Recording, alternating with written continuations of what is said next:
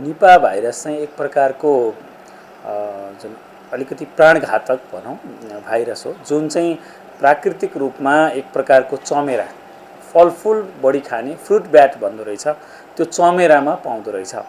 त्यो चमेराबाट पशु पक्षीहरूमा केही कारणले पुग्यो भने, विशेष गरी यो सर्ने भनेको शरीरको तरल पदार्थ मार्फत हैन, र्यालहरू अथवा ड्रपिङ्सहरू, दिशा पिसाब लगायतको तरल पदार्थबाट चाहिँ सर्दो रहेछ। र कुनै पनि जनावरहरू, घरपालुवा अथवा जङ्गली जनावरहरू, पशुपक्षीहरू सङ्क्रमित भयो भने त्यसबाट मानवमा सर्ने यस्ता प्रकारका बिमारलाई हामी जुनोटिक भन्छौँ, पशु पक्षीबाट मानवमा सर्ने हिसाबले। यो सुरुमा चाहिँ सन् 1979मा चाहिँ मलेसियाको बङ्गुर फार्ममा भेटियो। अलिकति बङ्गुरहरू धेरै बिरामी भए, ती बङ्गुरबाट त्यहाँ काम गर्ने मानिसहरू पनि बिरामी भए। त्यसै गरी हाम्रो मित्र राष्ट्र बङ्गलादेशमा भेटियो, भारतका विभिन्न ठाउँमा भेटिए, सिलगढीमा हैन, केरलामा पनि भेटियो। त्यो कारणले यो ब्याट चाहिँ हाम्रो क्षेत्रमा पनि पाइन्छ भने त्यो सर्कुलेट हुने, त्यो पाइने क्षेत्रमा हामी पनि पर्ने चाहिँ जोखिम देखियो। र अर्को कुरा, सँगसँगै भारत चाहिँ हामीसँग धेरै कुरा रोटीपेटीको सम्बन्ध छ, हाम्रो आवागमन पनि छ। मैले अघि उल्लेख गरेँ, सिलगढी अब दसैँ लागेपछि पूर्वतिरबाट सपिङलाई जाने पनि हुन्छ, त्यसै गरी भारतका विभिन्न ठाउँबाट नेपाल पनि आउने हुन्छ। त्यो कारणले गर्दा जोखिम रहन सक्छ भनेर हामीले एक प्रकारको सचेत गराएको हो। हालसम्म हाम्रोमा पुष्टि भइसकेको छैन, यसलाई फेरि स्पष्ट गर्न चाहन्छु। कहीँ पनि त्यो कुनै बिमारका लक्षणले अथवा चाहिँ परीक्षण हैन, ल्याब परीक्षणबाट पुष्टि चाहिँ भएको छैन देखिएको भनेर।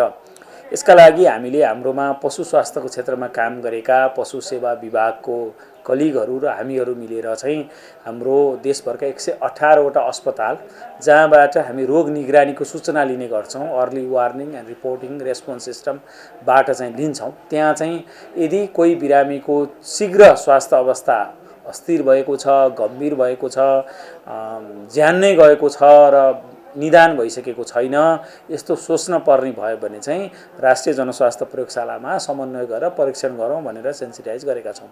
अब आयो, यो चाहिँ स्वास्थ्य संस्थाहरूको लागि भयो, त्यो भयो भने हाम्रो निगरानीको प्रणालीमा थाहा हुन्छ भनेर।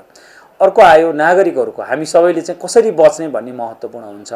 यो अलिकति प्राणघातक छ, यसको मृत्युदर उच्च छ, तर यो यत्तिकै आउँदैन। यो सङ्क्रमित पशु पक्षीबाट मानवमा आउने हुनाले पशु पक्षीले जुठो पारेका अथवा खोपेर छोडेका फलफुलहरू असावधानी बस पनि हामी नखाउँ। त्यसैले फलफुल तरकारीहरू राम्ररी सफा गरेर खाउँ, तरकारीको हकमा राम्ररी पकाएर खाउँ, फलफुलको हकमा बोक्रा फालेर खाउँ, राम्ररी धोएर खाउँ, त्यसबाट बच्न सकिन्छ।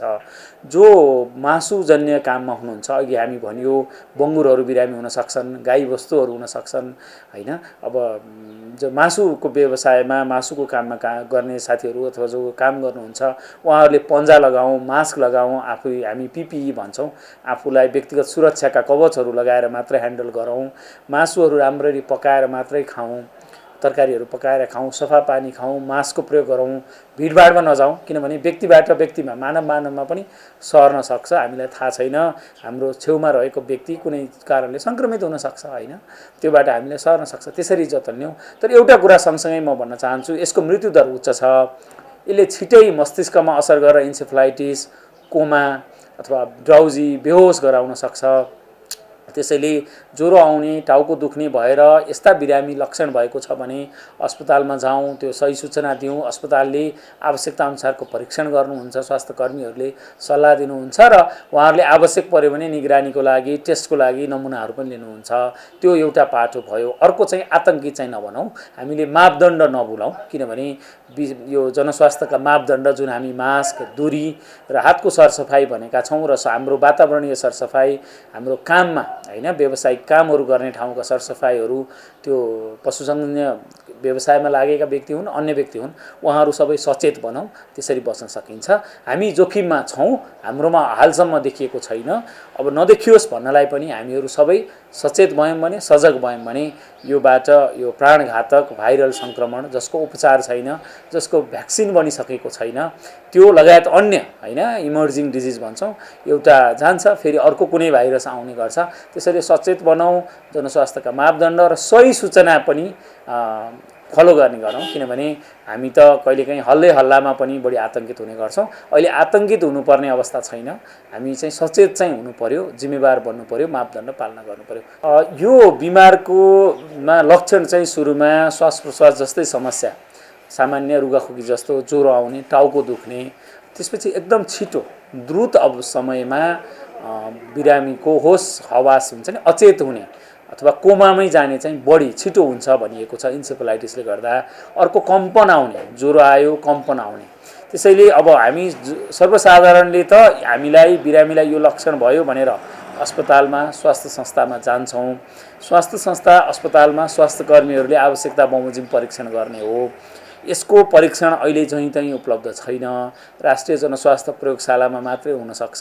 त्यसैले हामीले 118वटा भनिएका अस्पतालहरूले आवश्यक पर्यो भने नमुना लिएर आउनुहुन्छ।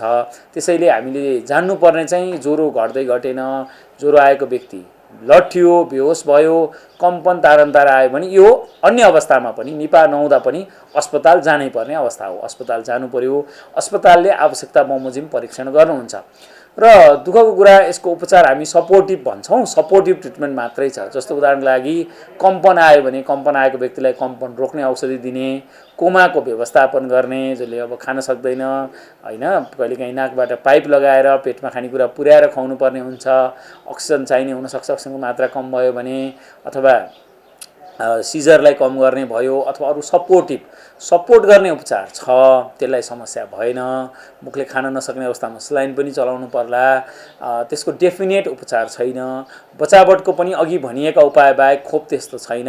र हाम्रो अहिलेका स्वास्थ्य संस्थाहरू जुन हाम्रो स्वास्थ्य प्रणालीमा पालिका स्तरदेखि केन्द्र स्तरसम्मका अस्पतालहरूमा विभिन्न तहमा यसका उपचारहरू हुन्छन्, त्यही भित्र नै प्रणालीभित्र नै यसको उपचारको व्यवस्था हुन्छ।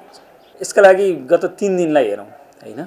पहिलो हामी आज सोमबार छौँ भने शुक्रबारको परीक्षण चाहिँ हाम्रो 10,000 जति थियो।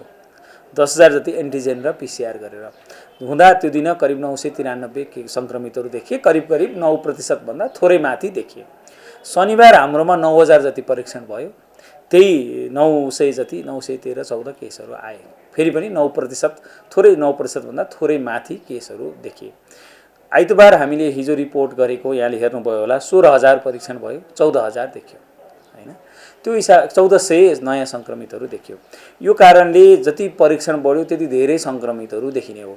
हाम्रोमा फेरि पनि भन्नै पर्छ, समस्या भएर अस्पताल नगइकन कम परीक्षण भएको छ, अथवा कन्ट्याक्ट ट्रेसिङको सालाखाला हाम्रो तथ्याङ्कले एउटा सङ्क्रमितको 2.7 जनाको मात्रै टेस्ट बनिएको छ। तर एउटा सङ्क्रमित चाहिँ जस्तो धेरै व्यक्तिसँग सम्पर्कमा गएको हुनसक्छ।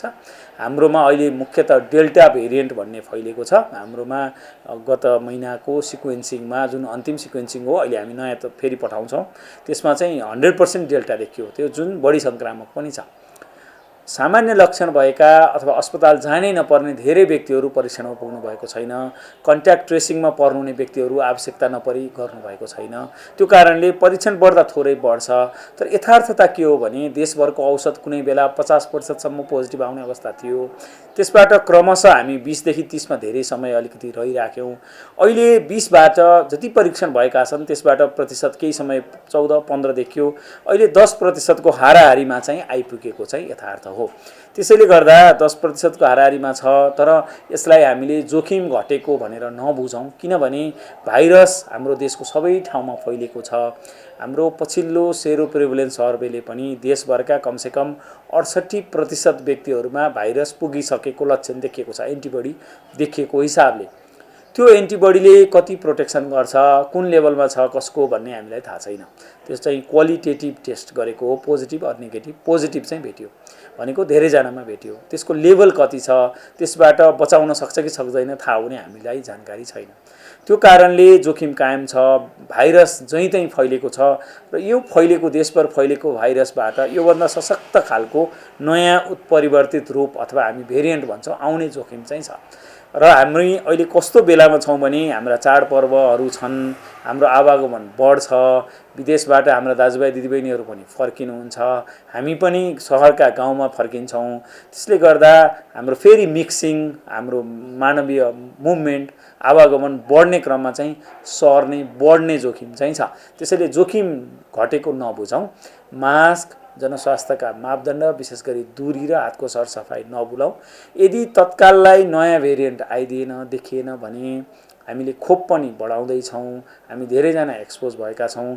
कमसेकम एक्सपोज भएकामा प्राकृतिक रूपले बनेका एन्टिबडीले केही महिना काम गर्यो भने जुन 5 देखि 8 महिनासम्म काम गर्छ भन्ने पनि अध्ययनहरू छन्। यी कुराहरू छँदैछन्। त्यो भइदियो भने हामी सुरक्षित हुन सकौँला। भइदिए त राम्रो भयो। सङ्क्रमण फेरि लहर बढेन भने राम्रो भयो। तर त्यो होला भनेर हामी चुप लागेर बस्ने, तयारी रोक्ने अथवा हामीले मापदण्ड पालनामा कमी कमजोरी गर्ने बेला चाहिँ भएको छैन। अब हामी दसैँपछि विशेष गरी तिहार छठसम्मको अवस्था हेरेपछि मात्रै सङ्क्रमण कता गयो भन्न सक्छौँ। किनभने अब हाम्रा मुभमेन्टहरू बढ्छन्, सामाजिक सांस्कृतिक गतिविधिहरू बढ्छन्। ती बढ्दा पनि भिडभाडजन्य गतिविधिमा कम सामेल हौँ, दूरी कायम गरौँ। हाम्रा चाडपर्व, हाम्रा सांस्कृतिक उत्सवहरू मनाउँदा पनि आफू पनि सुरक्षित, अरूलाई पनि सुरक्षित रहने कुरामा हामी सबै सजग बनौँ। त्यसै गरी सामान्य लक्षण छ भने नि परीक्षण गाउँ गाउँमा एन्टिजेन पुगेको छ, त्यसको सही सदुपयोग गरौँ। हामी बुझ्छौँ सबै हाम्रा स्वास्थ्य संस्थाहरू, गाउँपालिकाका केन्द्रहरू सबैको पहुँचमा छैनन्। प्रत्येक गाउँको प्रत्येक टोलमा पुग्न सम्भव पनि छैन, अप्ठ्यारो छ अहिलेकै अवस्थामा। तर जहाँ जति छ त्यसको पूर्ण सदुपयोग गरौँ र हामी सरकारी तर्फबाट पनि तयारी र चुस्ततालाई चाहिँ नभुलौँ भन्ने चाहिँ हामी सबैलाई अनुरोध छ। अब केही सेवा क्षेत्र खुल्दा पनि जोखिमको आधारमा मात्रै खोलिदिनु हुन म प्रमुख जिल्ला अधिकारीहरूको नेतृत्वका डिसिसिएमसीलाई पनि अनुरोध गर्छु। त्यो विद्यालय होस् वा अन्य संस्था होस्, त्यो खोल्दा सँगै हुन सक्ने जोखिमको हाम्रो पूर्व तयारी पनि साइड बाई साइड हुनुपर्ने हुन्छ र कसरी धेरैजनालाई जोगाउन सकिन्छ खुलेका सेवा क्षेत्रमा जोखिम कम कसरी गर्न सकिन्छ निराकरण, त्यो चाहिँ कोठाका झ्यालडोका खोलेर होस्, दूरी कायम गरेर होस्, कम छात्रहरू राखेर होस्, अथवा हैन एक दिन बिराएर उनीहरूलाई लिएर कतै भिड कम गरेर विभिन्न उपायहरू अवलम्बन गरौँ। त्यसका लागि शिक्षा मन्त्रालयको मापदण्ड छ, स्वास्थ्य मन्त्रालयले नै आफ्नो मापदण्ड तयार गर्छ, त्यो हिसाबले गरौँ भन्ने अनुरोध गर्न चाहन्छु। 51-52 यस्तै छ, 1.89 बाँकी खोप प्रदेशतिरबाट प्रयोग हुँदैछ। अब चीनबाट 44 लाख आउँदैछ, यो हप्ता आउँछ भन्ने कुरा छ। अनि भारतको अझै डेट टुङ्गो भएको छैन, सरकार फेरेर कोसिस गरेर नि भएको छैन। भारतको आयो भने 10 लाख आउँछ, चीनको अर्को 16 लाख पनि बाँकी छ। आज मैले कता छुस्स पढेँ, चीन रिसा छ त किन ढिलो गर्यो भनेर भर्खर कतै न्युजमा आइरहेको थियो। बागमती प्रदेशमा त धेरै राम्रो देखिन्छ, हामीले जुन हिजै सार्वजनिक गरेकोमा हेऱ्यौँ भने पनि। अरू प्रदेशमा त्यही हिसाबले ठ्याक्कै पुगिसकेका छैन। जिल्ला वाइज डेटा छ, तर तपाईँले भनेको ठ्याक्कै एक्टिभ र अकुपेसन वाइज चाहिँ डेटा अलि छैन।